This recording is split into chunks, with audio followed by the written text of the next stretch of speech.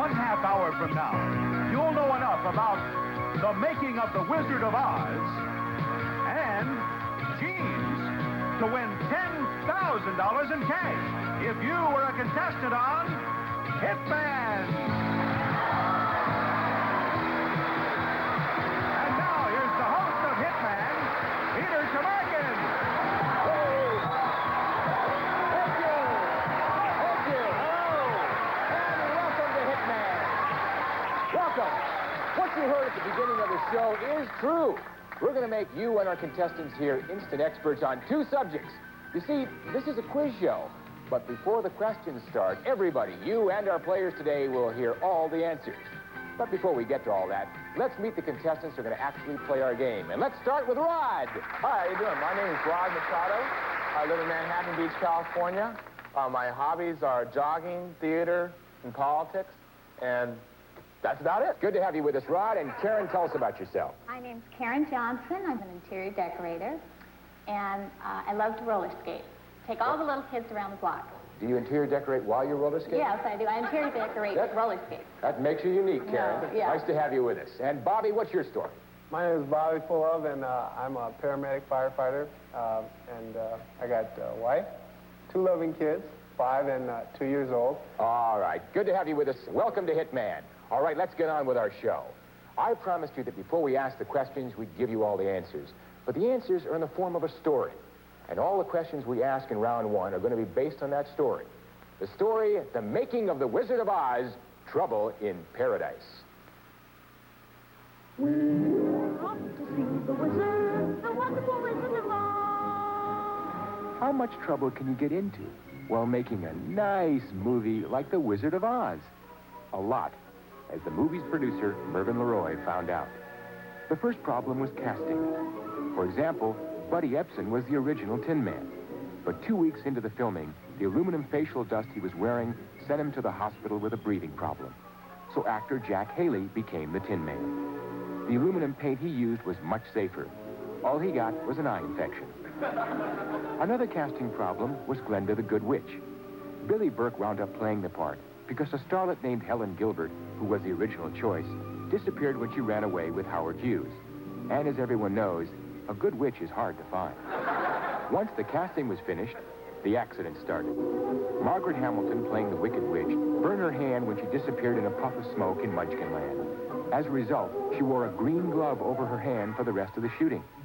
On her first day back on the set after the accident, she was scheduled to do the scene where she skywrites the words, "Surrender, Dorothy," while on her broomstick. She was assured the shot was safe and was given a fireproof costume. Miss Hamilton, who was no dummy, refused to do the shot, asking the question, "If it's so safe, why do I need a fireproof costume?" So her double took over and wound up in the hospital for 11 days. Then there were the Munchkins, played by a group called Singers Midgets, who were kept in the Culver City Hotel. It seems that every night the Munchkins either couldn't get along at all or got along too well, if you get my meaning, causing the police to rush over and untangle the little rascals. The special effects problems were huge as well, like finding something that would photograph like a Kansas cyclone. You know what they finally used? A lady silk stocking being blown by a fan. Some of the studio executives didn't help much either. After a sneak preview in San Bernardino, they decided to cut what they called that Rainbow song out of the movie because they felt that it slowed down the picture. But MGM studio head L.B. Mayer decided to keep it, and so Over the Rainbow became Judy Garland's theme song for the rest of her life. Incidentally, Judy worked cheap in those days. In fact, the only principal actor in The Wizard of Oz who was paid less than Judy was Terry, the Cairn Terrier who played Toto. And what did MGM get for all its trouble? A lot less than you'd think. The film cost around $3 million, and it wasn't until it was sold to TV in 1960 that it started to make money. You see, even though it was a box office hit, most of the audience were kids who paid a reduced rate. But if The Wizard of Oz didn't make a whole lot of money, it sure made a whole lot of magic. The next time you see it, just check out how warm, happy, and, well, homey makes you feel. Why? That's easy. Because of the wonderful things it does. that's our first story. Our game is played in two very different rounds. In round one, our three challengers will be fighting it out amongst themselves to determine which two of them are going to go on to do battle with our reigning champion later on in round two. We make that determination by running a little race. I'm going to read a series of questions based on the story of the making of the Wizard of Oz. Challengers, if you buzz in with the right answer, your man will move a space. But if you buzz in with the wrong answer, your man will not move, and you'll have to sit out the next question. Whichever two of you crosses the finish line will be the two players who will be challenging the champion in round two. The player who comes in third is regrettably out of the game. Okay, challengers, put your hands on the buzzers, because here comes the first question. Over the Rainbow became the theme song of what actress? Rod. Judy Garland. Judy Garland's right, and Rod's the first one out of the box. All right. Who was played by a group called Singers Midgets? Bobby. Munchkins. Munchkins is right, and Bobby makes his move. What words did the Wicked Witch skywrite while on her broomstick? Karen. Surrender Dorothy. Surrender Dorothy's right. Everybody's out.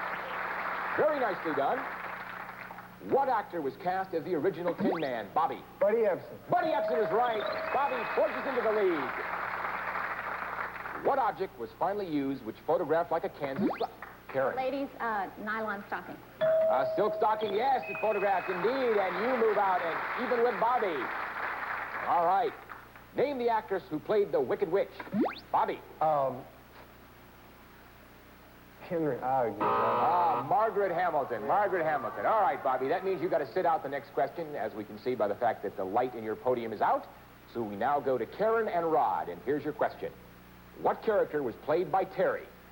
Rod. Toto. Toto's right. And Rod moves up even with Karen. We got a three-way tie. Bobby's back in the game, and here's the question for all three. Name the character who disappeared in a puff of smoke.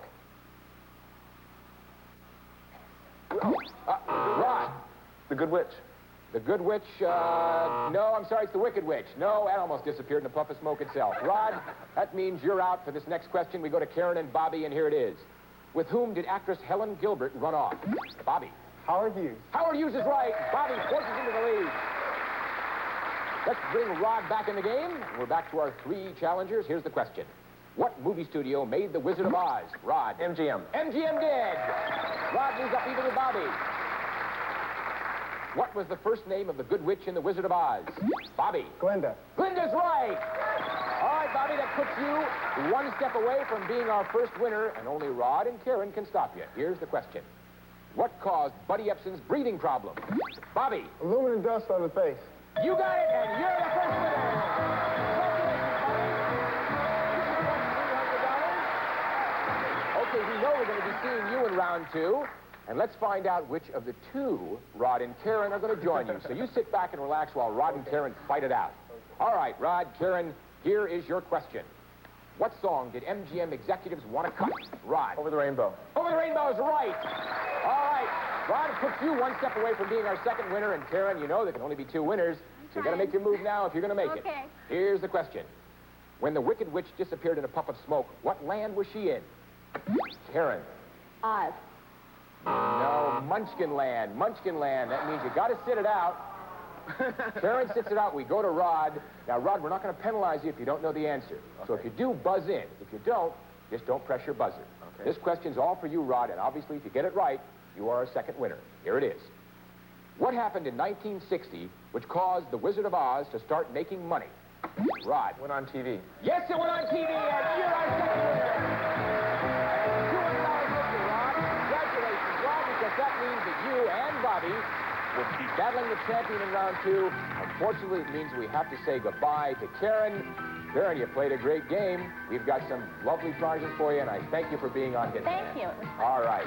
In a moment, we'll be right back to see how our two challengers do battle against the champion in round two, right after this.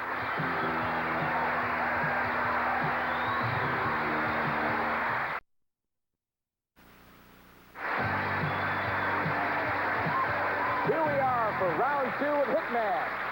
Okay, round two is played entirely differently from round one, because in this round, the challengers attempt to unseat the champion. Therefore, let's introduce our champion, Laura Wernette. Hi, Laura, how are you? Great. How are you doing? Now, let me explain that since this is our first show, Laura kind of had the cloak of championship thrust upon her because before the show we had a drawing and Laura won, so Laura became the champion. But we need to know something about you, Laura. Tell us about yourself. I'm a student at UCSC. I study theater arts, and I'm from Sacramento, where I have 6 sisters and 2 brothers. It's a large family. Yes. Well, good for you. Nice to have you with us, Laura. Thank you. And now for round 2, we see a brand new story, and that is Jeans from Buckaroos to Brooke Shields. What does this man have to do with Brooke Shields? Well, if it weren't for this man, Brooke wouldn't be as rich as she is today. You see, this is the man who invented jeans, Levi Strauss. In 1853, Strauss, a German immigrant, arrived in San Francisco loaded with dry goods he planned to sell to the miners of the gold rush. Strauss discovered there was a need for a durable pair of work pants for miners, so he began making pants out of canvas cloth. But he soon switched from canvas to another fabric, a tough cotton weave called denim.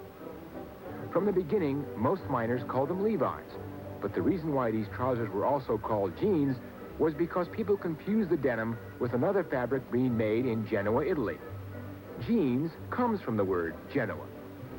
The use of copper rivets to reinforce pockets began in Levi jeans, but back pocket rivets were later removed as they scratched furniture and saddles.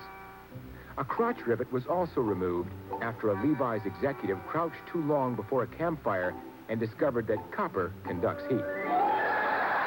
Live and learn. As the years went by, other people got into the jean business, but the basic design stayed the same until after World War II, when the button fly was replaced to a large extent by the zipper. This was because Easterners didn't like fiddling with the front buttons. By the 1950s, Hollywood put on blue jeans. James Dean in the film Rebel Without a Cause and Marlon Brando in The Wild One donned blue jeans and made them a symbol of young revolt. Despite their anti-establishment image, their popularity increased. Even young Republicans loved blue jeans. The 1970s saw the beginning of the designer jean, which were mostly recognizable by the labels on the back pocket. It was a good place to put labels, since that's where everyone was looking anyway. With the coming of the designer jean came a new wrinkle, the invisible designer. Take Sergio Valenti, for example, a gorgeous Italian designer who races around the Riviera in a sports car. Right? Forget it. There is no such person. Sergio Valenti is just a made-up company name. You won't find a Mr. Jordache either.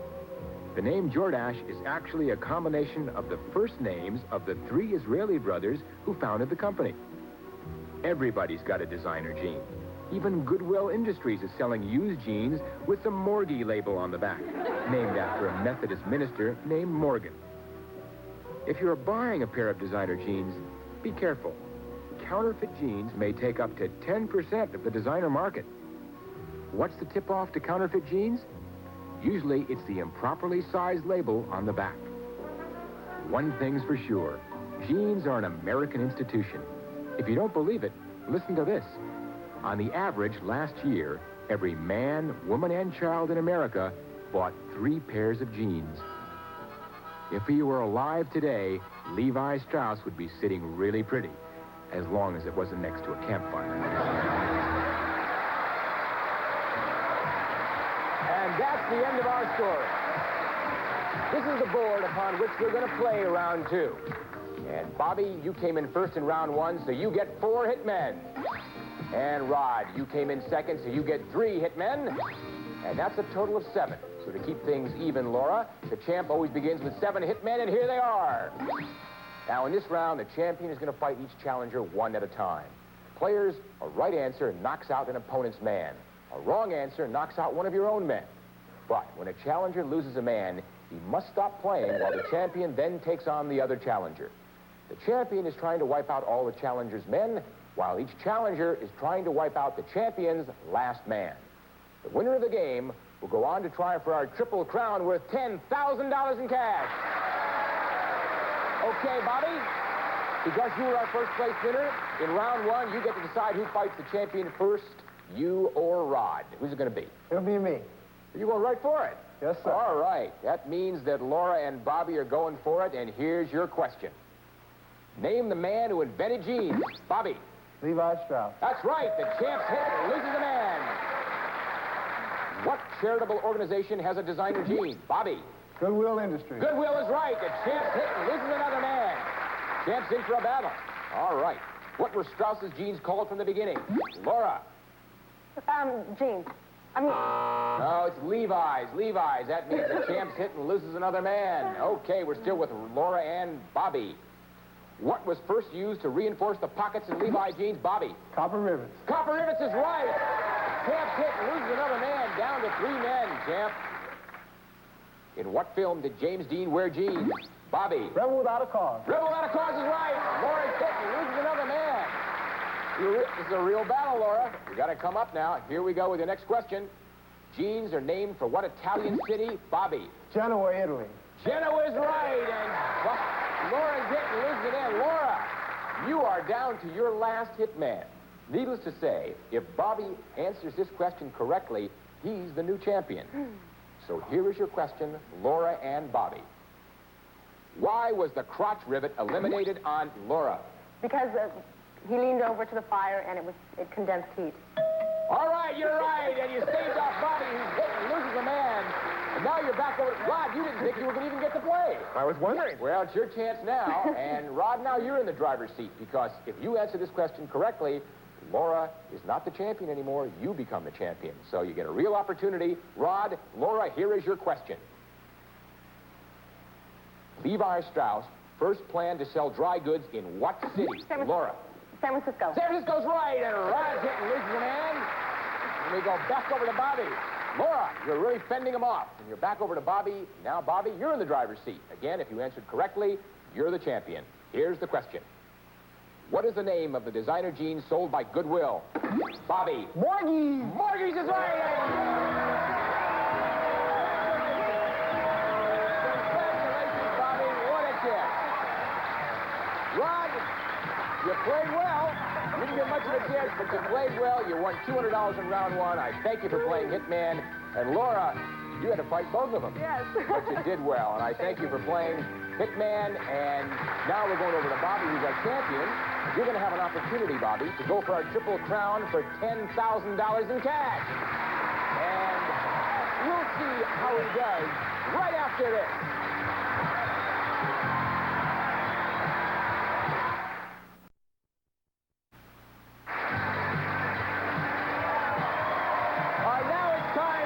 Triple Crown.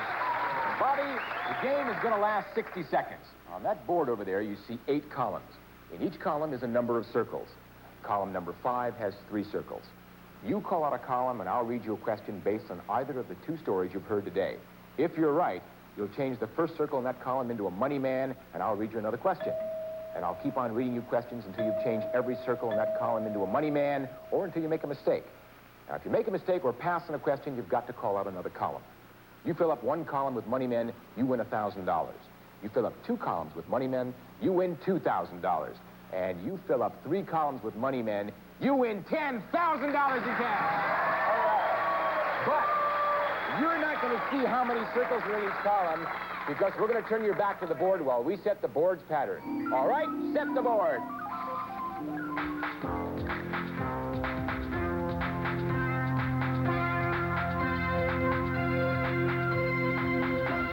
The game and the clock will begin when you call out your first column, and Bobby, may all your columns have very few circles.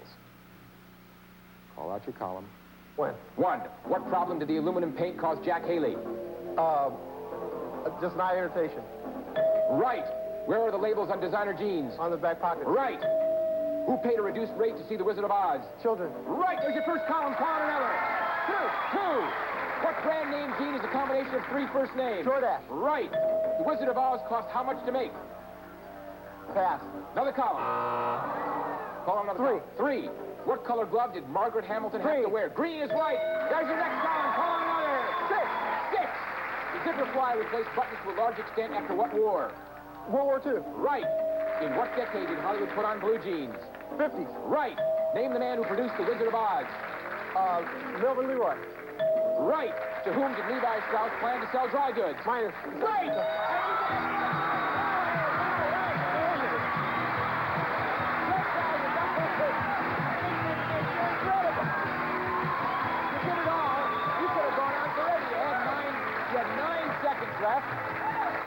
Unbelievable. 9 seconds left. You could have gone on all night. Terrific $10,000. We'll be right back.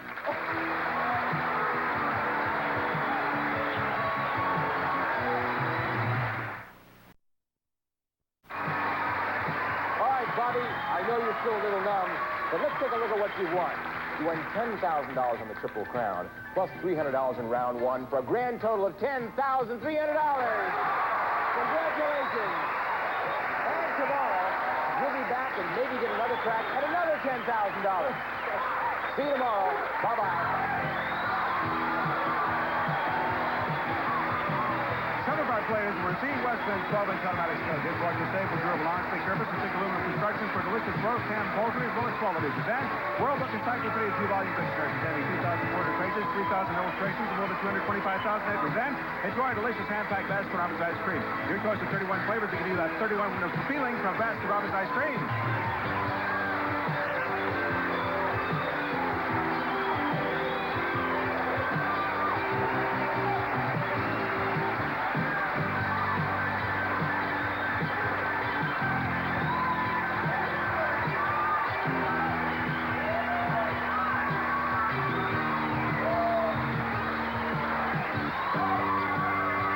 Due to technical difficulties, a portion of the program not affecting the outcome of competition was edited.